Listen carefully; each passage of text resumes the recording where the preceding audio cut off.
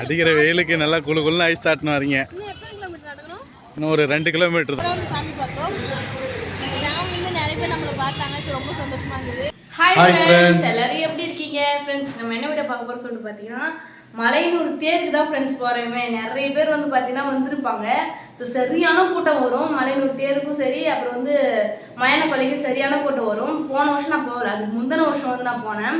So போன வருஷம் ஏன் போகலன்னா, கல்யாணம் ஆன புதுசு. அது கல்யாணம் ஆன ஒரு வருஷம் ஆகும். ஒரு வருஷம் ஆகும். தேர் மயனக்கொல்லாம் பார்க்கக்கூடாது. மயனக்கொல்லை தேர் அப்புறம் கூவாகலாம் போகக்கூடாது சொல்லிட்டாங்க ஃப்ரெண்ட்ஸ். ஒரு வருஷம் ஆகாமல் இது பண்ணக்கூடாதுன்னு. ஸோ அதனால் இப்போ ஒரு வருஷம் ஆயிடுச்சு.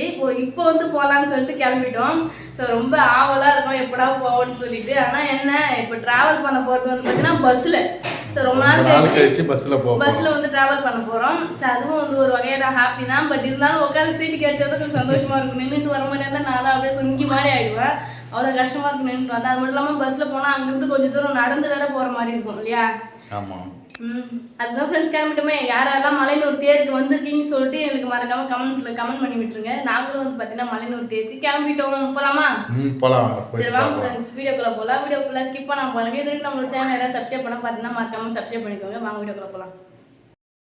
கோயிலுக்கு கிளம்புறோம் சொல்லிட்டு இங்கே வீட்டுக்கு வந்திருக்கோம், அம்மா வீட்டுக்கு. ஏன்னா இங்கேருந்து வந்து பார்த்தீங்கன்னா அம்மா அப்பா வரல. அம்மா பாப்பா எல்லாமே வராங்க. அவங்களாம் பிக்கப் பண்ணிட்டு அப்படியே போகலான்னு சொல்லிட்டு வீட்டுக்கு வந்திருக்கோம்.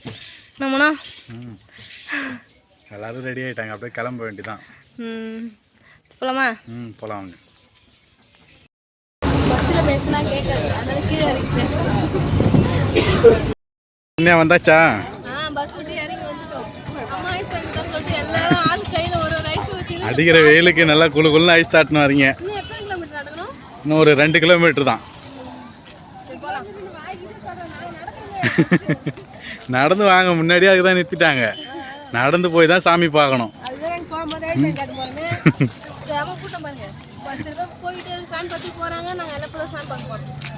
சரி வாங்க போயிட்டு பார்க்கலாம்.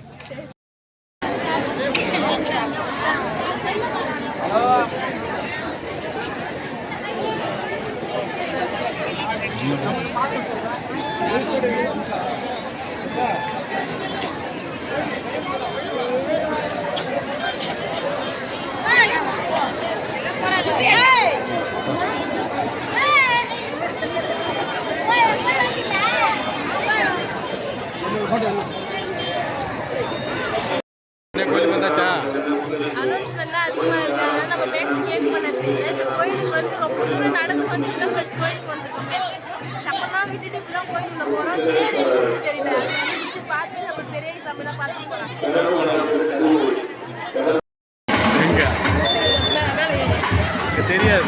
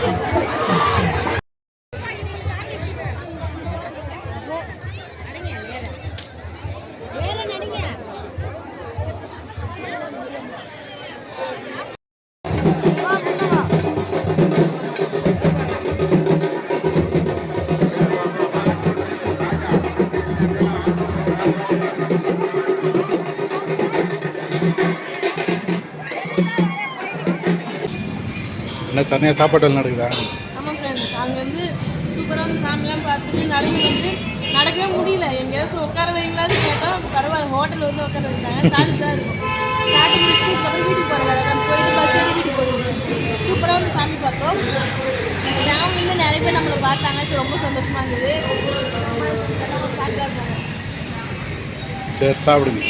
யாரெல்லாம் மனைவி பேருக்கு வந்தீங்கன்னு சொல்லி கமெண்ட்ஸில் சொல்லுங்கள். ஸோ அதான் ஃப்ரெண்ட்ஸ், நாங்கள் சூப்பராக வந்து பார்த்தீங்கன்னா போயிட்டு சாமிலாம் பார்த்து சந்தோஷமாக வந்து வீட்டுக்கு வந்துவிட்டோம். ஸோ எங்களுக்கு அந்த டே வந்து பார்த்தீங்கன்னா ரொம்ப ஜாலியாக போச்சு. நைட்டு 10 மணிக்கு தான் ஃப்ரெண்ட்ஸ் நாங்கள் வீட்டுக்கு வந்தே சேர்ந்தோமே. ஸோ நீங்களாம் யாரெல்லாம் வந்தீங்கன்னு சொல்லிட்டு மறக்காமல் சொல்லிவிடுங்க. இதை நான் 3வது வாட்டி சொல்கிறேன்னு நினைக்கிறேன்.